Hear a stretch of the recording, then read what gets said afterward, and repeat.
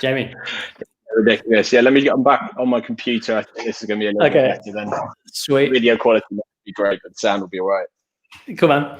All good. Yeah. So we were talking about like getting into skiing initially, and then going over to sort of moving on into snowboarding, and then how you and your brother kind of like the dynamic between you two guys when you were growing up.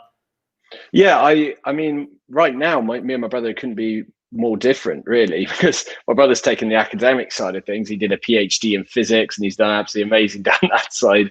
Things worked at CERN, and I kind of took the sports side of things. But definitely, back then, my brother, we didn't get on that well back then, so we would always fight. And when we went skiing, because he was a little bit bigger at me at the time, he'd always go a little bit quicker. So it definitely pushed me to kind of try something a bit different, and so I could be better than my brother at something. And when like when you first sort of, I guess, moved over from skiing to snowboarding, were you then looking at, was it freestyle, or was it kind of, were you racing, or? Yeah, I was just getting into it before we cut off, but I was never really competitive at all, and so it was actually I never wanted to take it further. I just did it because I loved it, and I struggled quite a lot in school because I was dyslexic. And so snowboarding for me was kind of that opportunity to get away and kind of forget about things and just enjoy myself. And so one summer, actually, my parents signed me up to a snowboard camp up on the glacier. And what they didn't tell me until they started driving me up there was that it was actually the tryouts for the British junior snowboard team. Because they didn't tell me until driving up there, because if they asked me, I would have said no, because I was like, oh, I'll never be good enough, no, this. And they were they stitching you up then, or? Yeah, exactly. So they were like, right, you're going along.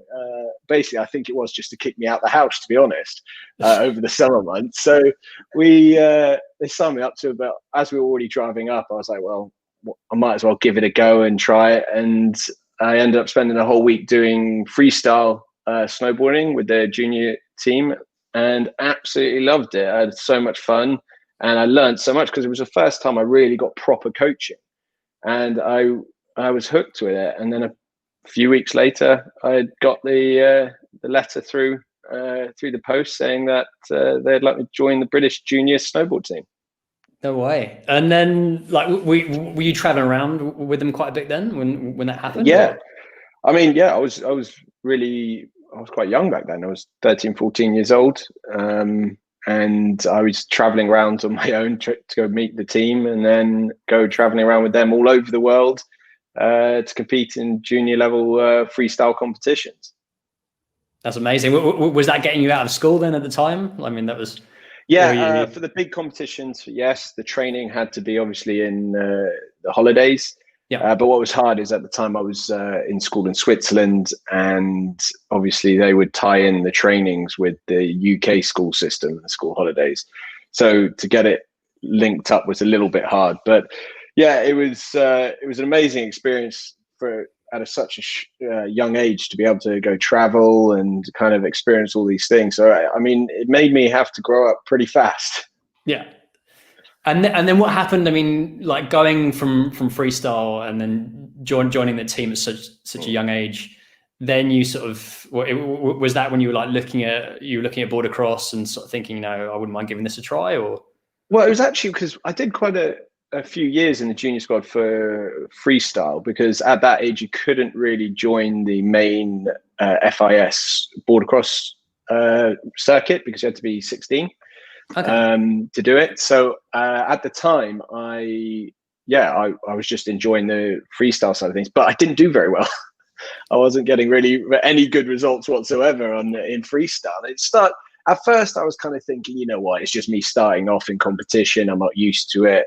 Let's go to it. And then I realized as I went on, I was like, really, it wasn't going well for me. So I was always, whenever my coach would be around and we go for a warm-up run, I would always be like zooming off, like straight lining the slopes. And he would always make me go off and do another run because he was like, that's not warming up. You've got to kind of properly warm up, not just straight line everything. So I was always had that little bit of going fast. And then I discovered border cross. And I saw them racing down this, all going so quick next to each other, all around these tracks, around the bank corners and jumps. And I was fascinated by it. And eventually they let me go have a day with the senior border cross team at the time. And I was hooked. And I picked it up quite quickly. I just felt like that was the right thing for me. So I started doing border cross from then on. Nice. And then, yeah. So what happened there? I mean, like you were set on going to the Olympics, and like that was your core focus at that time, right? When you were involved with the team. Yeah, absolutely. I mean, obviously at the start, I would never even have imagined going to the Olympics. I was nowhere near at that stage.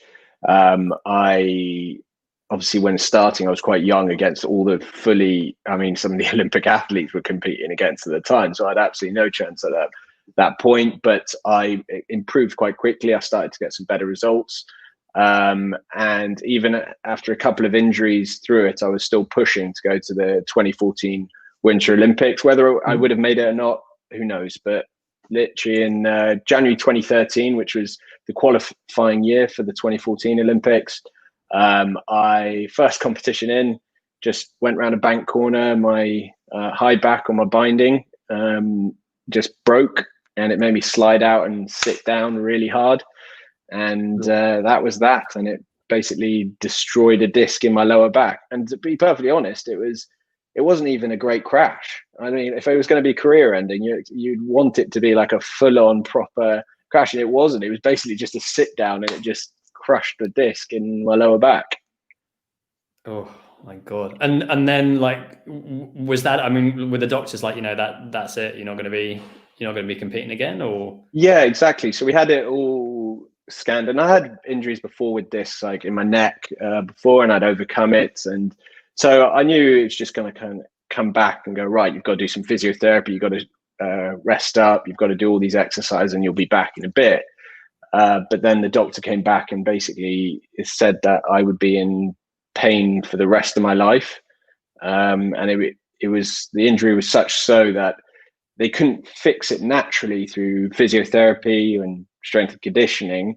And it wasn't bad enough to go and operate on it. So I was kind of stuck in the middle where they couldn't do much about it. And basically they were like, you won't be able to run again, never mind snowboard again. And how did you take that? Like, sort of hearing that news, I mean. That was possibly, one of the hardest things for me. That was a really, really dark time. I think any athlete would tell you that when I dedicated my whole life. I went to university. This was just after university. I timed everything. I went to university a year early to do a sports degree at Bath because they let me go with this grades because they wanted some sports people there. I timed it so I went a year early to do my degree and have a year's training before the Winter Olympics. So I've been planning this all for many years, and then to suddenly have it at the big break to get injured and told you'll never snowboard again when it was my life, it was really, really a hard thing to go through. Yeah. And I mean, what was the road to recovery? So I mean, like taking, like, I guess both mentally and physically from there. I mean, basically I couldn't move at the time. So all I was doing was kind of sitting on the sofa and having to rest it, and just seeing all my friends posting up photos of them going snowboarding, going skiing, being in the mountains. And it absolutely killed me. It absolutely killed me. And it was a few months went by and I was going crazy because I had nothing else to do at the time, and snowboarding was everything. And it took me a few months to realize that I wanted to try to find a way to get back to snowboarding and but obviously I couldn't, with the injury, I couldn't compete against fully fit people because I couldn't do the jumps, I couldn't do any of the impact stuff, and basically shouldn't snowboard at all. But I wanted to try to find a way I could go back to snowboarding without it hurting as much. And so I injured myself in January 2013, and in April of the same year, I went and attempted to break the British snowboard speed record. Now, the reason behind this, everyone keeps like, as you do, it's a stupid thing to kind of do, but there was actually some thought process behind this, because was actually what I thought, right, the thing that's going to hurt the most is obviously the jumps, bumps, and like if you're turning, it puts a lot of pressure through the back. So I thought, well, if I just went straight down a slope for 20, 30 seconds, I could put up with the pain for that long. So that's how the idea came across. And I went for it, and I broke the record. And like, I mean, did you do like, apart from your coach, when you were doing warm-up laps telling you not to go straight, was there any kind of like when you were doing border cross, were you doing anything else like alongside that? I mean, no, I think I've always been wanting to go fast. No matter what I did, I was always doing some things. When I was on a bike or a skateboard, I would always try to go fast as possible. Thank God I didn't have a driver's license at that time, because I think I'd be a bit more not responsible with it. But I was always training. And then I actually remember there was how I got really hooked to that. Wow, I can go fast was actually when I was at the British Championships in Lax. I think Garmin or someone had like this speed attempt, so that you could use their tracker thing on their watches, and you could go measure your speed, and then you give it, and you'd be on the board. And I ended up going faster than anyone else, even the skiers and everyone. And I think I hit 110 kilometers an hour or something on the Lax, right at the top of Lax, going down this speed slope. And I loved it. I loved the speed and everything about it. And I think that was probably the moment where I was like, I want to actually see how fast I could go. And then, so where was the record set? So, initially there was a few places we went to. There was in Verbier. They have it out there. That was when initially did it up in Montfort. And that was probably one of the scariest moments of my life. I can tell you that if anyone's been there. No. So why is that so scary? Just the sheer. I mean, if you go to Montfort, it's basically they have a black slope running beside it, and if you go at any other time when they don't have the speed track there, it's basically rocks. It's basically a cliff the whole way down. And somehow they make snow stick to it for this event. And there's a black slope next to it, which is full of moguls. That's the only way you stop from sliding down. And then they make this track next to it. So looking at it is so daunting. It is so steep. And obviously you don't really get any practice runs as well. So when I first went there, I'd never been on a speed track before. They hated snowboarders.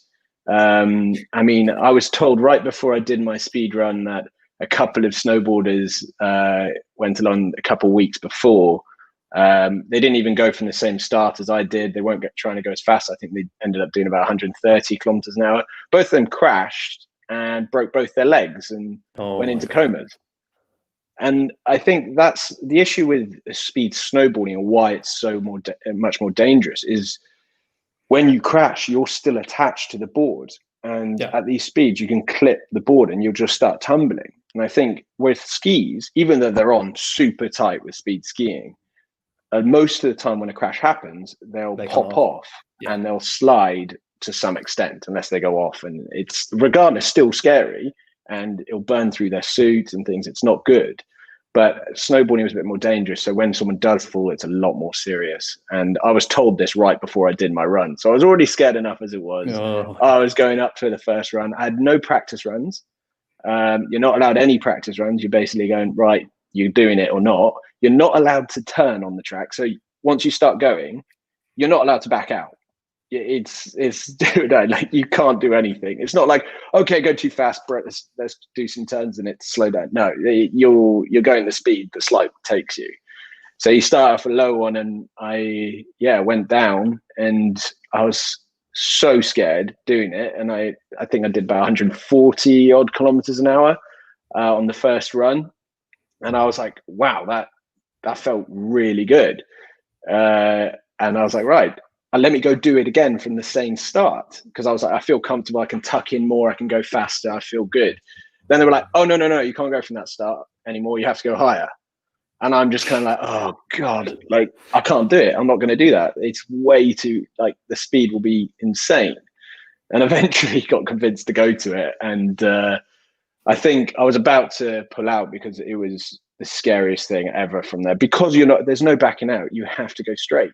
And I think it was actually one of the film crew that radioed up to me right at the top, who eventually told me, he was like, "You're going to get on with it then," or something like this comment. And I was like, well, I've got to get into it. Yeah, exactly. So I've got to get down the mountain somehow. I might as well go straight. And so I just went for it, and I ended up hitting 151.6 kilometers an hour. Wow. And were you waiting up there for quite a while then before they radioed in? And far too long. They hated snowboarders. So they let every single skier go. Even they let them have a couple of runs, some of them, right? So they would have a couple of skiers go down and keep going, and they'd just keep us there waiting. And then they were like, "Yeah, we're pretty much done. Yeah, go on then, go for it. You can go down." And this is after there's already tracks down it, and so you're wobbling between tracks as well, because they just let us go right at the end. But yeah, I think that was something I'll never forget when I came down to the bottom. So you have a big track, and then right at the bottom, you've got 100 meters where they measure the speed. So it's actually the average speed over 100 meters. It's not, your top speed is actually going to be higher than that, but to make it official, it's the average speed over 100 meters. So you got these two lines, and as soon as I passed the bottom line and it went flat, and I started to stand up to slow down, I think that was one of the best feelings I've had in my life, and that's what I got addicted to. Yeah, amazing. And was that, so after that, were you thinking, okay, like how can I push this? How can I go even faster than that? Or were you like was the high kind of, it lasted for a while, and then you thought, no, okay. I was straight back. I was like, right, how do I go faster? And so I was looking for places where I could go faster. I wanted to go back, and then they stopped the speed track in Verbier. And because it was too sketchy, or? Yeah. And well, I don't know. There was the snow struggling to get to it. Okay. And then there was, we started to go to a few other places that had options, but the speed we ended up going to was never going to be enough, really, because eventually they banned speed snowboarding on these tracks, because of on one of them, I was at the top and actually watched one of the other snowboarders. You can classify as snowboarding, but they're ski boots, both feet facing forward, 3 meter long boards, and go down. So it's kind of a different category. But he crashed. And yeah, he went in 3-month coma, and there weren't many of us who do it. And so after that, it was kind of like, right, it's too dangerous to let the snowboarders go. And they stopped allowing it. And I was in Les Arcs. And then we weren't allowed to do it anymore. And that's kind of the little bit of a push to why I started doing the toe behind a car one, because I wasn't allowed to go on the fastest tracks in the world. Things are kind of changing now. I'm sure you probably do it if you had a lot of money and reserved it for yourself, but that's not going to happen. But yeah, I needed to find a way to actually get up to those sort of speeds, and there isn't much any other option apart from being pulled. And it was actually, I went wanting to find out what records I could break. So I just searched the Guinness World Record site. I was like, right, what speed snowboarding records are there? And it just came up, and the Guinness World Record for the fastest speed on a snowboard towed by a vehicle. And I was like, and it was only at something like 90 kilometers an hour, the record. And I was like, most confident snowboarders could probably break that. They probably just didn't know about it.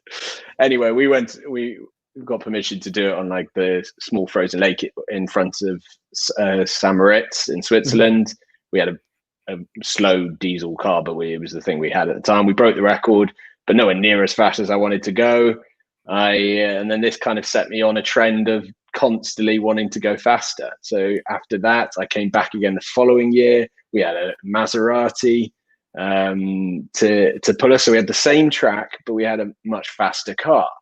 Didn't have the right tires though, or the track was just soft snow, but it had a faster car. So we're like, bam, and we broke the record again. And so we're like, yeah, but we could go so much faster. The track's not long enough.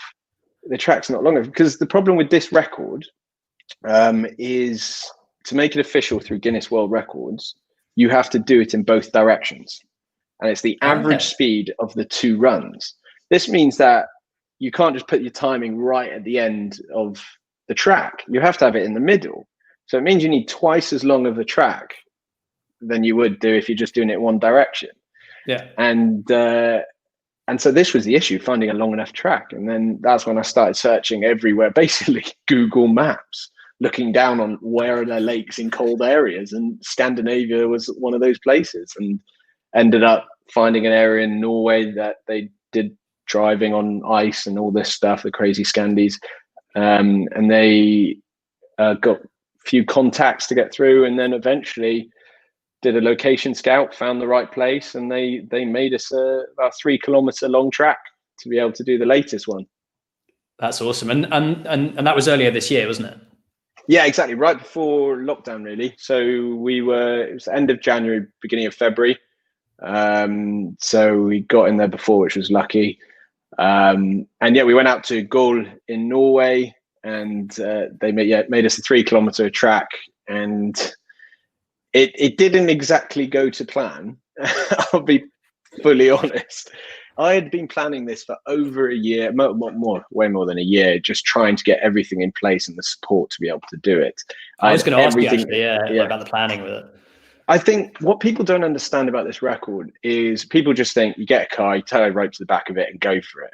But actually, to get the place and actually get everything officially and get it approved by Guinness World Record, there is so much organization. You're running a massive event to make it happen with all the witnesses from, you get the police there, it's really quite hard to organize and to train for it, because you can't really train for it until you're there. And so, yeah, we've been filming a documentary about this whole thing, about what it actually takes to break a world record. And it's going the highs and lows of it for sure. Because I was planning to go and break this, and my target was to break 200 kilometers an hour on this trip.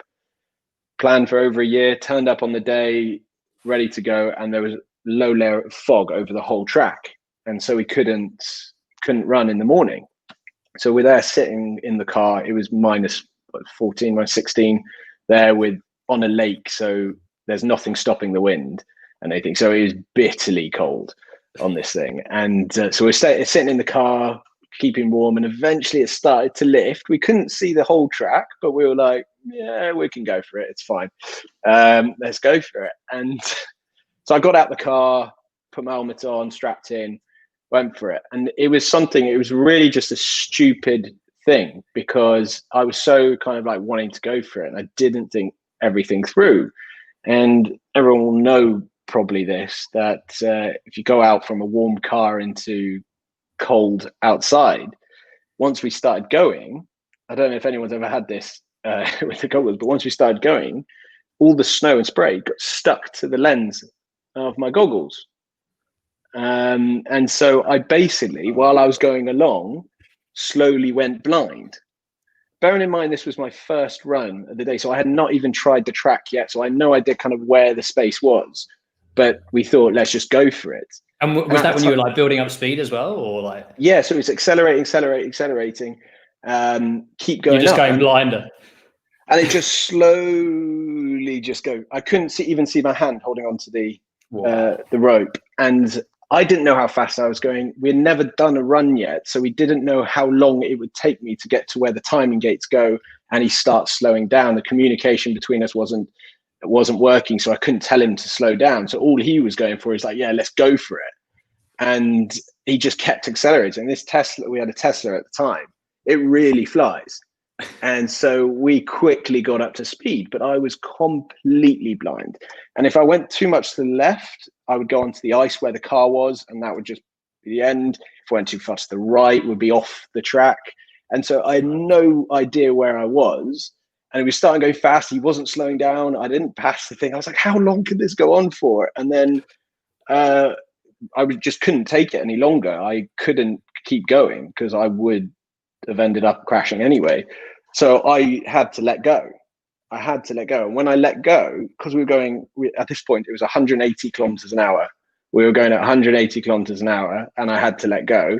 And as soon as I did, the wind just pulled my right shoulder back, because I was reliant on the car pulling me up from there. Once I let go, it just pulled my right shoulder back, and it just made me turn. and all over. And the last thing I remember is falling over, and I thought that was the end of me. I was like crashing. People have died from much slower speeds, and I ended up, flipping. Well, no one actually was able to see it, so we had a photo of where I went into the powder off to the side, and there's just me, like you can see the marks in the snow, the ragdolling for over 100 meters. And bearing in mind, you're on flat, so on a slope you'd carry on going down, but on the flat you'll slow down quicker. And I still went for over 100 meters, crashing from where I first hit to where I ended up.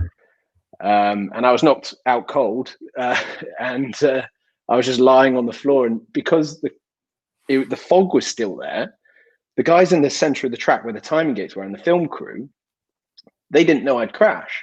All they saw was the car come past without me attached to it.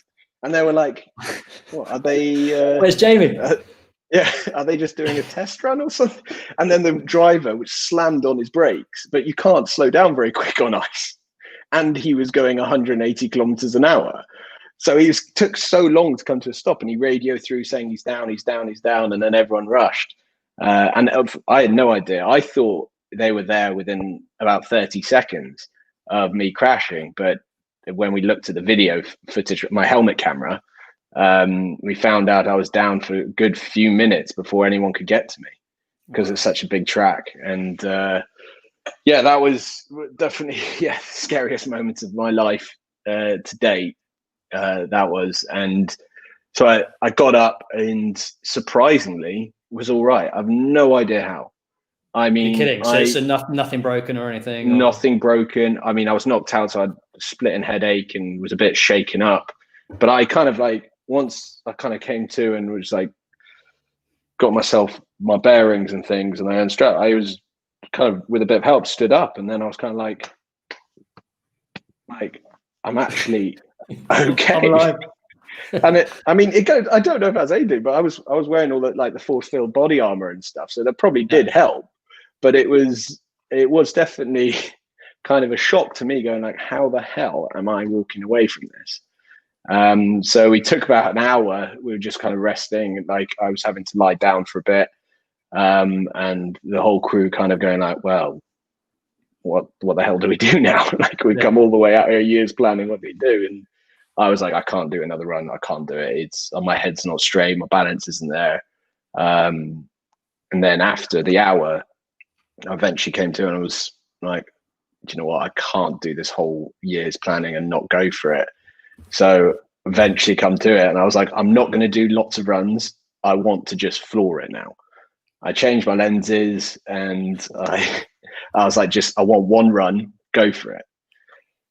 And did you have like a mad headache? I mean, you must have been. Just coming out. I was not in a good state at that point, but I was like, I've got to try it. Like, I would really be kicking myself if I didn't. And just as things can get worse, so I went for it. I was like, floor it, and then we went past the timing gates much faster, and I was like, much faster than before. So happy. And then the radio came through saying, I think we've got a problem, because it said you were doing like over 300 kilometers an hour going through this thing, which is not the case. We were not doing 300 kilometers an hour. So the timing gates, they didn't work. So they worked on all the test runs with all the car. But when we went over this certain speed, when we started going even faster, they took an error, and they weren't calculating the speed accurately. So after all that, we did it. And then, so we let the car go back. So that run didn't count, because it wasn't the return run. I wasn't attached to it. We're like, let's test it. Didn't work again. And eventually I was like, look, let's just go through it, get the speeds, get the calculation. We'll sort it out later. Went for a run. It wasn't as fast as we did before.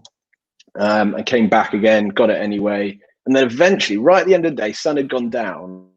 They eventually calculated that, oh, wait, we can, the timing gates were still measuring the time it took. So time when it went through this and stopped there through the second. So you have two lasers, basically, the time it took you to get between the two lasers over the 100 meters.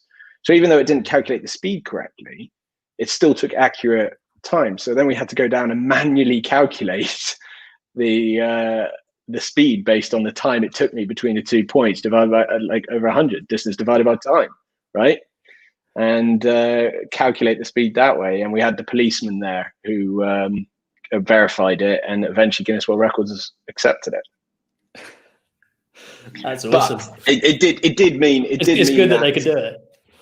Yeah, I mean, I was really nervous because they're really strict Guinness World Records with these things. But we had the policeman there, and he was the chief, so he was able to really help out with that.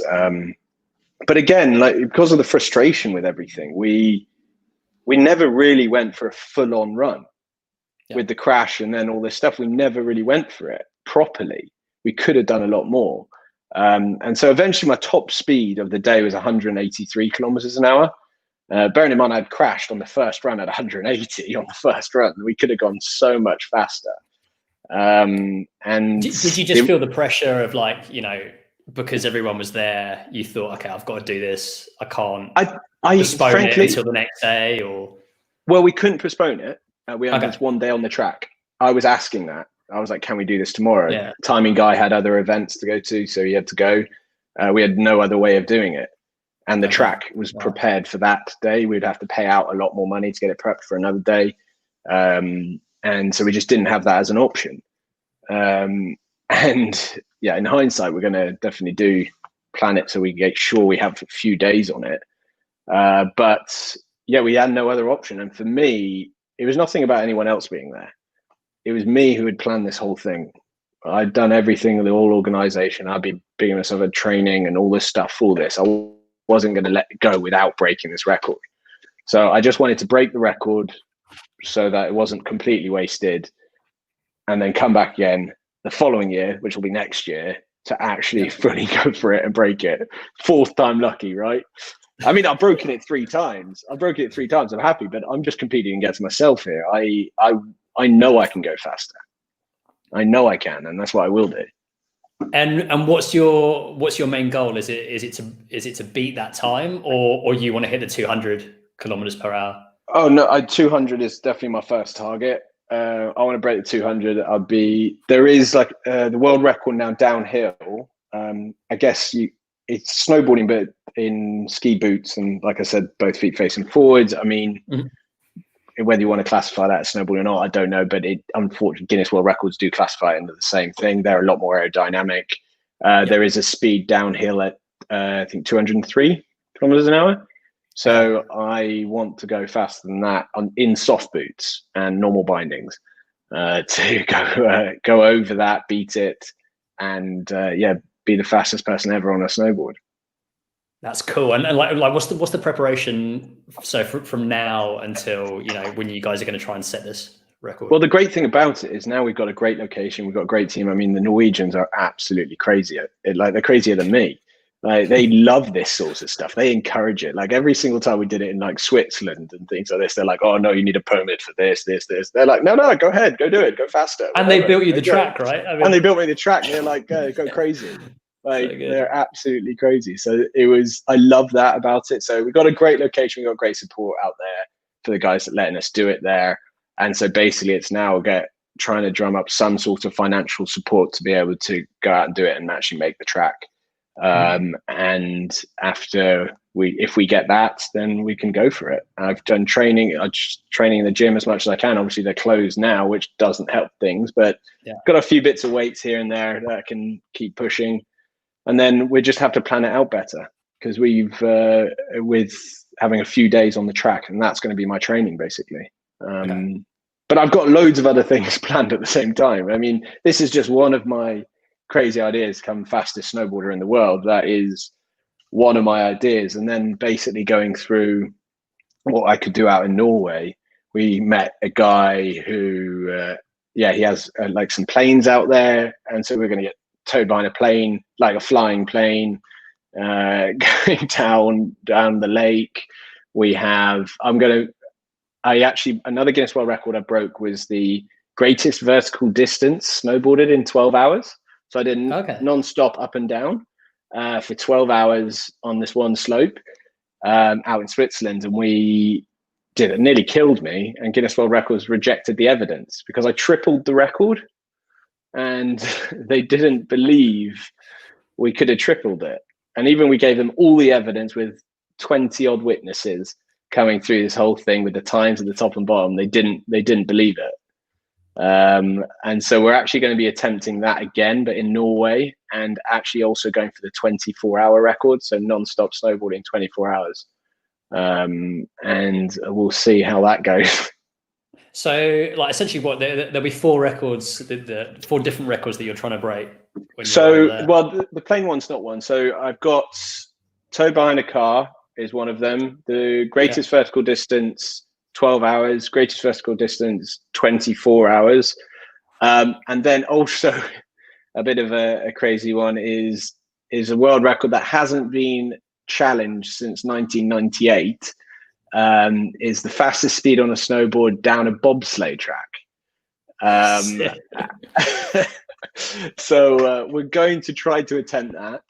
However, I think, that's just crazy. I don't know how they even did it before, but the track they did it on, which was the fastest track, they said no to us to do it, because that was back in the day when they had no health and safety. But of course, Norway, they're like, yeah, come, let's do it. So the track isn't as fast, but I think it will just be fun to give it a go anyway. Yeah, that'd be cool. And then I've got all these other records I'm doing on sand. So I'll do like sandboarding records. I've got indoor records all planned. Mm-hmm. So lots of stuff in the pipeline. It just needs the support to make it happen. Yeah, and are you gonna try and base yourself in Norway for a bit when you're doing that, or is it? I'd love to. I'll be out there for a few weeks. Okay. That's basically it. We're going to do some other filming and things like this, but we're just going to have to see how it goes. We want to be out there as long as we can, and we might have to go out a couple of trips. It all depends on the support, like the financial support we can to go out there and do it. Mm-hmm. And so if we get it, then we would love to stay out there for longer periods of time. I know the driver for the record is absolutely amazing as well, Nicky Faulkner. He is an absolute legend. He does all the filming and things with Grand Tour and Top Gear and all this stuff. So he does all the precise driving for those sort of things in great Hollywood films. So we're very lucky to have him on board, and he's a snowboarder as well. So being out there with him, we want to spend a little bit more extra time, actually, him teaching me to drift cars, me going out snowboarding with him. We want to enjoy ourselves a little bit as well. Nice one, man. And with the funding, I mean, are you doing any self-funding? Because in the summertime, like over in England, you've got another business as well, right? So you restore property. Yeah, right? I have a couple of things going, businesses and things, but one of the main ones is property development, because basically during the summer months, I was not busy in the snowboarding scene. I didn't have quite enough money to go out to New Zealand, so the support to go out to New Zealand, the Southern Hemisphere. So I was stuck in Bath, and the rent here was so much. I kind of wanted to try to find a way to start making money off it. And so I eventually got some funding, and I was able to buy my first place, and it kind of started developing, flipping properties here in Bath, very small 1-2 bedroom flats, but mm-hmm. It kept me busy, and I really enjoyed doing it, and it gave me somewhere to live. And it was it's been a lot of fun. I've been doing that now for 6-7 years. Okay, cool. Yeah, because I saw I'm not sure if it was this year or if it was last year, but there was a bit of press going around with you restoring, it was Restored Dungeon in Bath, and how you were turning these kind of like medieval places into modern apartments, and I thought it was pretty cool. It was the funniest thing, because I think I got more press out of that than any of my crazy world records I did, because I found this old sub-basement of this grade 1 listed property, and it was completely derelict, absolutely disgusting. And over a few years, I was able to develop it into a very nice. That's where I am at the moment. I'm in that flat now. I'm staying here now, which is quite nice. It's been nice over lockdown, as it has a garden and things. And it just went absolutely viral. I mean, I was getting contacted from people over in Japan having this thing. We just had someone contacted me saying that it's over in a magazine in Afghanistan. It went crazy in Poland, Japan, everywhere. Lad Bible took it on. Daily Mail went with it. We had literally everything under the sun. It just went completely crazy. with it, which was amazing. I like people appreciating it. I mean, they're definitely the press twisting the words of a dungeon. It definitely wasn't a dungeon. Yeah. It was just, I mentioned it in one. I said it was. I thought that would be a little bit clickbaity, you know, when there's all that. Yes, in one of the interviews, I basically said it was like a dungeon down there, and they basically went with that. And that's welcome to the press, right? It doesn't look like much of a dungeon right now. No, exactly. Yeah. No, I absolutely love it, and I kind of keep all my money in the property side of things because it's all investment stuff. So yeah, in terms of my funding and things, we're going to cross things over to snowboarding. I rely solely on my sponsors and people supporting it, and any video selling the videos and stuff afterwards. So that's all I rely on to be able to do these records. But it's great working with amazing companies as well that want to work with you to do these things, because it does push you to do more, push you to be better. Nice. So you reckon, obviously we're like travel permitting, that you'll be able to get out early next year? And then you'll be training in the meantime.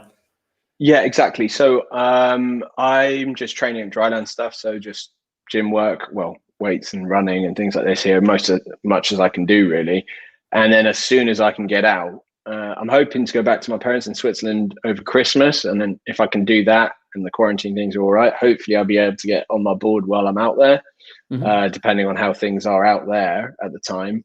But if not, so these world records are kind of booked in for the same time next year. So end of January, February. So I'm hoping to be able to do them then.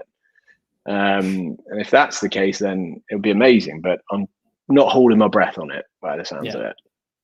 Yeah. Well, hopefully it happens. Just got to see. Cool. Yeah, definitely. And what's the best way for everyone to follow what you're up to? Best way, definitely through Instagram and even videos through YouTube. So Instagram is Jamie Barrow _GB. And yeah, through my website, I'll be posting up through everything. So yeah, do get in touch if you've got any questions. I know most of the things people send through to me are asking about waxing tips and how to go faster, anything tips like this. So because I know everyone out there has actually they've always got like that Ski Tracks app on their phone, and they always want to find out how fast they are. So if you need any tips or anything like this about how to go fast, do let me know. Cool, man. I'm just curious about the plane as well. And like, I know you've done that before, like being towed by a plane, and that's kind of the plane. Yeah, the plane one was because we did it before, but literally the day before we were meant to do the Swiss authorities took away our permissions to let the plane take off and stay low with me still attached. And so we had to keep the plane on the ground, which was just really frustrating because we couldn't go that fast. Behind it, we still did 125 kilometers an hour, but we wanted to go a lot faster. But now with the Norwegians, they really don't care. They don't care at all. They were like, they're probably drunk doing it, but it'll be a lot of fun. So now we've got a smaller plane. It's basically a plane with skis, tie a rope to the back of it, and just have fun. See how it goes. I just basically come up with the craziest ideas and then try to make them happen. That's amazing. It's cool. And are you thinking of like different ideas the whole time? Then are you like, okay, right? There's got to be something like let's say if in January you can go and you can do all these, and you manage to get the records, are you then thinking, all right, well, have you got some in your back pocket? You're like, like next season I can try that. And I've got so many things I want to give a go, and again, it just comes down to the support to actually make them happen. If I had unlimited funds, God, I would be the things I'd do would be so much fun. But yeah, I had that. I did that one video with the electric jet engines across the frozen lake. This inventor wanted me to be a test dummy with these jet engines being pulled across a frozen lake, and stuff like this is something I love. I think there's also stuff with, I don't know if you've seen this come up. You must have.